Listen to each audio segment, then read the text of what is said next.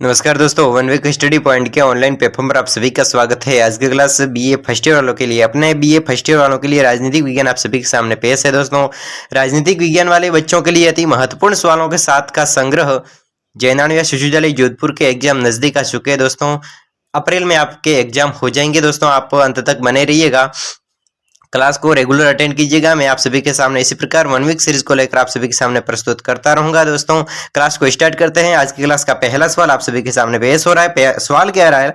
अति लघुत्रात्मक प्रश्नों में से पहला सवाल है कि भारतीय संविधान का गठन किस प्रकार किया गया था। भारतीय संविधान का गठन किस प्रकार किया गया था? 2014 के एग्जाम में पूछा गया सवाल है। दोस्तों, आपके प्राविष्य यानी कि ओल्ड पेपर पुराने एग्जाम हुए जितने भी 2014 से लेकर 2022 तक के जो भी एग्जाम हुए, उन एग्जामों में भी जो सवाल पूछे गए वो सवाल बार बार रिपीट होते हैं। दोस्तों, अति महत्वपूर्ण सवाल होते हैं जो बार बार रिपीट होते हैं। दोस्तों, इसलिए आपको वन वीक सीरीज में वो सारा का सारा संग्रह मिल जाता है कि जो पिछले एग्जामों में पूछा गया था। दोस्तों, ये चेंज नहीं होता, भले ही 2022 का वर्जन हो, 23 का वर्जन हो, 24 का वर्जन हो, कोई भी वर्जन हो, लेकिन 2014 में पूछा गया था सवाल वो तो सेम रहेगा। लेकिन जो 2022 में पूछा गया सवाल है वो एक्स्ट्रा इंक्लूड होते हैं। 2023 के न्यू एडिशन होगा ना, उसमें 2022 में पूछे गए न्यू सवाल है। अभी जो 2022 में एग्जाम हुआ वो सवाल इंक्लूड एक्स्ट्रा कर देते, बाकी 2014 के सवाल सेम रहते, कोई इसमें फार-फेर नहीं होता। ठीक है ना?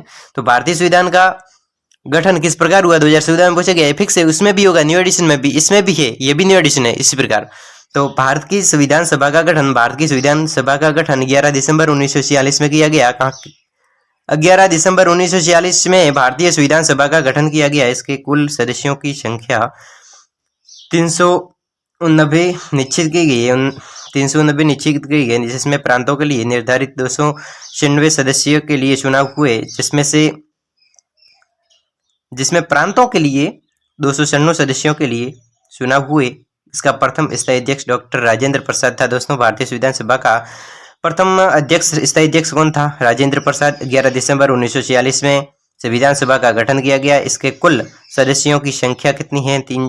389 निश्चित की गई है, और प्रांतों के लिए निर्धारित संख्या 296 सदस्यों के लिए चुनाव होते हैं, और डॉक्टर राजेंद्र प्रसाद है वो स्थायी अध्यक्ष के रूप में चयन हुए थे। दोस्तों, अगला सवाल क्या रहा कि संविधान सभा से क्या आशय है? संविधान सभा से क्या आशय है? संविधान सभा के लिए गठित प्रतिनिधि सभा को संविधान सभा की संज्ञा दी जाती है। दोस्तों, संविधान सभा क्या है कि संविधान सभा के लिए गठित प्रतिनिधि सभा होती है, उसको संविधान सभा गठित प्रतिनिधि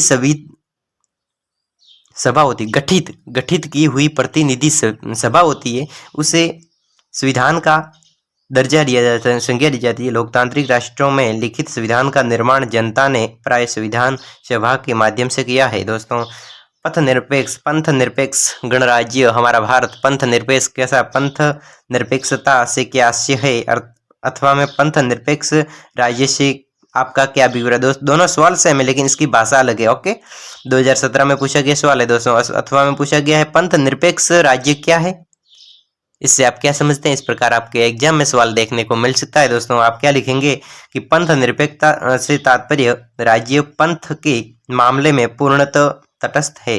राज्य है वो पंथ के मामले में पूर्णतः तटस्थ है। प्रत्येक धर्मावलंबी को राज्य समान रूप से संरक्षण प्रदान करता है, किंतु किसी धर्म के मामले में हस्तक्षेप नहीं करता।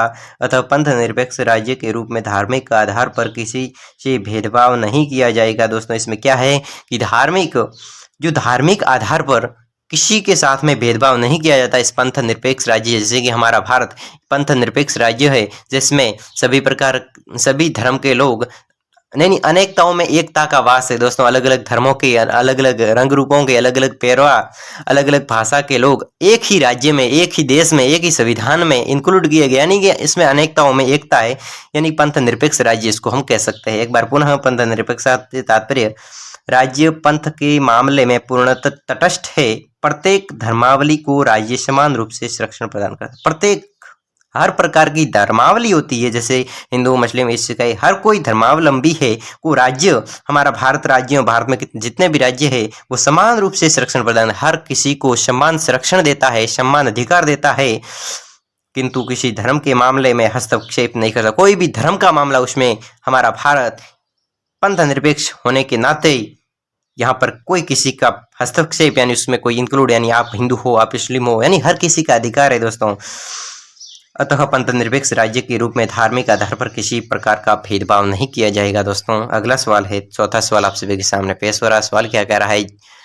सवाल के संविधान सभा के गठन के तथ्य शरण को स्पष्ट कीजिए। संविधान सभा का गठन किस प्रकार हुआ, इसका तथ्य शरण किस प्रकार का है? उस तथ्य शरण में संविधान सभा का गठन हुआ तब उसके तथ्य शरण था। संविधान सभा के गठन होते समय तथ्य शरण में किस प्रकार हुआ? संविधान सभा के गठन का तीसरा शरण देशी रियासतों से संबंधित है। दोस्तों संविधान सभा का गठन हो रहा था तब उसका तीसरा शरण की बात करें तो वो रियासतों से संबंधित था। दोस्तों किससे? रियासतों से संबंधित था।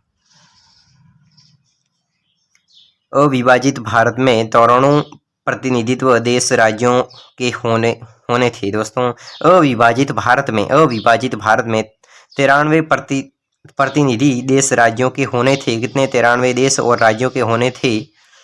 93 प्रतिनिधि में से आधे प्रतिनिधि राजाओं द्वारा मनोनीत किए गए थे। दोस्तों 93 जो प्रतिनिधि थे जब हमारे भारत में विभाजन नहीं हुआ था, भारत और पाकिस्तान नहीं बने थे, तब 93 प्रतिनिधि देश और राज्यों के होने थे। दोस्तों कितने?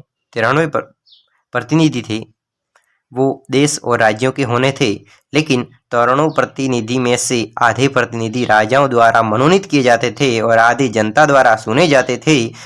विभाजित होने के बाद संविधान सभा में 70 प्रतिनिधित्व देशी रियासतों के थे। दोस्तों जब भारत का विभाजन हुआ, भारत में जो संविधान सभा का गठन हुआ तब विभाजन हुआ था अलग अलग चरणों के माध्यम से, तब बाद में संविधान सभा में 70 प्रतिनिधि को देश और राज्य 70 प्रतिनिधि थे। दोस्तों अगला सवाल है, पांचवा सवाल आप सभी के सामने पेश हो रहा है। उद्देश्य प्रस्ताव के बारे में आप क्या जानते हैं? उद्देश्य का प्रस्ताव 2015 में पूछा गया सवाल, अति इंपॉर्टेंट सवाल है दोस्तों। उद्देश्य प्रस्ताव से क्या तात्पर्य है? संविधान सभा की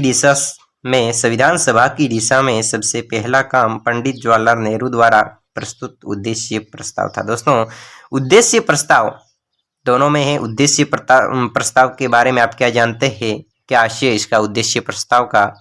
संविधान सभा की दिशा में सबसे पहला काम, संविधान सभा की दिशा है उसमें सबसे पहला काम किसने किया था? पंडित जवाहरलाल नेहरू के द्वारा प्रस्तुत उद्देश्य प्रस्ताव को रखा गया था। दोस्तों किसने किया था? जवाहरलाल नेहरू के द्वारा उद्देश्य प्रस्ताव का काम किया गया था। दोस्तों यह प्रस्ताव 13 दिसंबर 1946 को प्रस्तुत किया गया। दोस्तों उद्देश्य प्रस्ताव को जवाहरलाल नेहरू के द्वारा 13 दिसंबर 1946 को प्रस्तावित किया गया, जिसमें संविधान सभा के उद्देश्यों की व्याख्या की गई। जिसमें क्या किया गया कि संविधान सभा के उद्देश्यों की व्याख्या प्रस्ताव में की गई। किसने? उद्देश्य प्रस्ताव के अंतर्गत किसका अध्ययन किया गया? जवाहरलाल नेहरू द्वारा 13 दिसंबर 1946 को प्रस्तुत किया गया। किसके द्वारा? जवाहरलाल नेहरू द्वारा क्या प्रस्ताव किया गया? उद्देश्य प्रस्ताव को जवाहरलाल नेहरू द्वारा 13 दिसंबर 1946 को प्रस्तावित किया गया, जिसके अंतर्गत इस उद्देश्य प्रस्ताव के अंतर्गत किसकी व्याख्या की गई है? जिसमें संविधान के उद्देश्यों की व्याख्या की है। दोस्तों संविधान के उद्देश्य की व्याख्या उद्देश्य प्रस्ताव के अंदर जवाहरलाल नेहरू ने की है। यह कब चालू की है? 13 दिसंबर 1946 को चालू की है। दोस्तों 13 दिसंबर 1946 को उद्देश्य प्रस्ताव को चालू किया गया, जिसमें संविधान सभा के उद्देश्य लिखे गए, यानी कि प्रस्तावना, यानी पहले उद्देश्य आप लिखते हैं तब पहले उद्देश्य लिखते हैं, यानी कि उसमें मांग क्या है, उसमें हमने क्या लिखा है, उसके उद्देश्य क्या है वो लिखते हैं। ओके,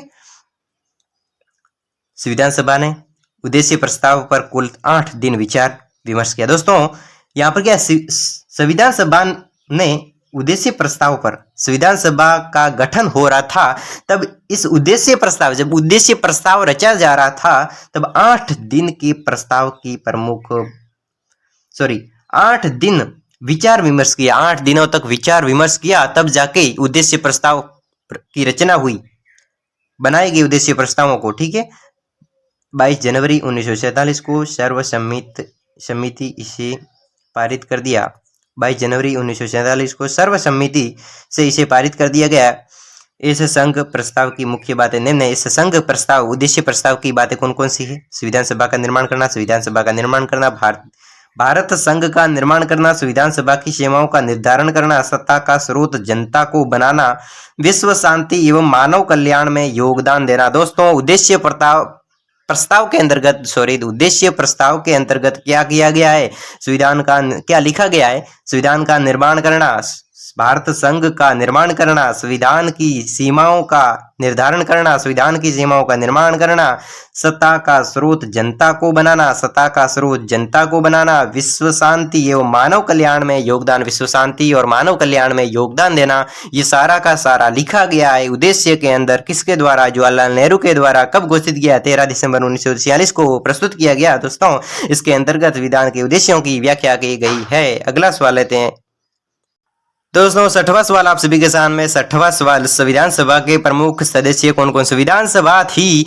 उसके प्रमुख सदस्य कौन कौन से थे? सवाल क्या कह रहा है कि संविधान सभा के प्रमुख सदस्य कौन कौन से थे? संविधान सभा में पंडित जवाहरलाल नेहरू कौन थे? संविधान सभा में पंडित जवाहरलाल नेहरू, आप सभी ने नाम भी सुना होगा, पंडित जवाहरलाल नेहरू, सरदार वल्लभ भाई पटेल, पंडित जवाहरलाल नेहरू, सरदार वल्लभ भाई पटेल, डॉक्टर भीमराव अंबेडकर और के एम मुंशी, गोपाल स्वामी आयंकर, अल्लादी कृष्ण स्वामी अय्यर, पट्टभीषितार में श्रीमती दुर्गाबाई, ठाकुरदास भार्गव, मौलाना अब्दुल कलाम, ठाकुरदास भार्गव, मौलाना अब्दुल कलाम आजाद आदि प्रमुख सदस्य संविधान सभा के सदस्यों के अंतर्गत आते थे। दोस्तों आप इस वीडियो को एक बार पुनः रिपीट कर लीजिएगा ताकि आप सवालों को एकदम अपने माइंड में बिठा सके। दोस्तों अगला सवाल आप सभी के सामने पेश हो रहा है। सवाल क्या कह रहा है कि भारतीय संविधान कब लागू हुआ? आप सभी जानते भी हैं कि भारत का संविधान 26 जनवरी 1950 को लागू किया गया। 8वां सवाल आप सभी के सामने पेश हो रहा है। सवाल क्या कह रहा है? संपूर्ण प्रभुत्व संपन्न राज्य से आप क्या समझते हैं? संपूर्ण प्रभुत्व का अर्थ आप सभी जानते भी होंगे कि प्रभुत्व क्या होता है, कि संपूर्ण प्रभुत्व से संपन्न हमारा भारत, संपूर्ण प्रभुत्व से संपन्न राज्य से आप क्या समझते हैं? हमारा भारत भी है संपूर्ण प्रभुत्व राज्य, तो इससे क्या आशय है, आप क्या समझते हैं, वो लिखना है आपके एग्जाम में।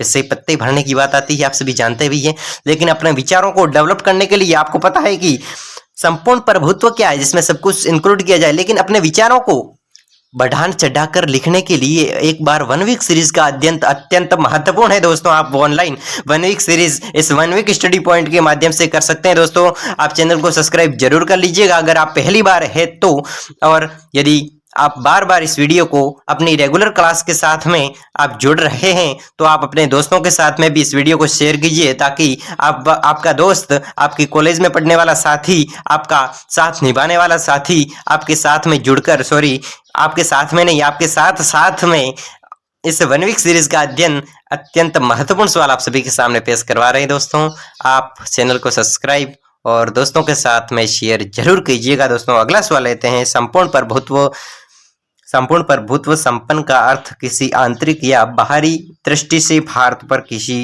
विदेशी सत्ता का अधिकार नहीं है। दोस्तों इसका अर्थ ये नहीं होता है कि संपूर्ण प्रभुत्व संपन्न का अर्थ आंतरिक या फिर बाहरी दृष्टि से भारत पर किसी विदेशी सत्ता का अधिकार, ऐसा नहीं होता है। इसका अर्थ ये नहीं है कि बाहरी देश भारत पर आक्रमण करना, बाहरी देशों का भारत पर आक्रमण करना, ये इसका अर्थ नहीं है, यानी कि विदेशी सत्ता का अधिकार नहीं है। भारतीय अंतर्राष्ट्रीय क्षेत्र में अपनी इच्छानुसार आचरण कर सकता है।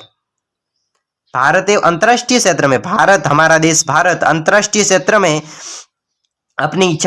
अपनी इच्छानुसार आचरण कर सकता है। दोस्तों अपनी इच्छा के अनुसार अपना भारत है वो अंतर्राष्ट्रीय स्तर पर कुछ भी कर सकता है। दोस्तों अपने विचारों के माध्यम से अपने इच्छा अनुसार कुछ भी कर सकता है, अंतर्राष्ट्रीय क्षेत्र में अपनी इच्छा अनुसार आचरण कर सकता है, और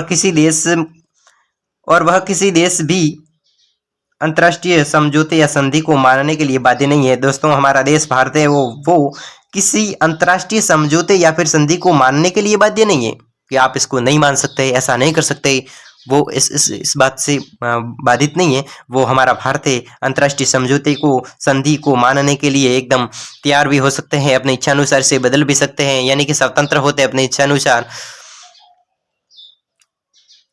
प्रभुत्व संपन्न इस बात का प्रतीक है। प्रभुत्व संपन्न, हमारा देश प्रभुत्व संपन्न है, तो इसका इस बात का ये प्रतीक है, ये इस बात का प्रतीक है कि वैधानिक सत्ता लोगों के पास है। कैसी सत्ता है? वैधानिक सत्ता दोस्तों, वैधानिक सत्ता लोगों के पास है। हमारे देश भारत के पास में वैधानिक सत्ता है।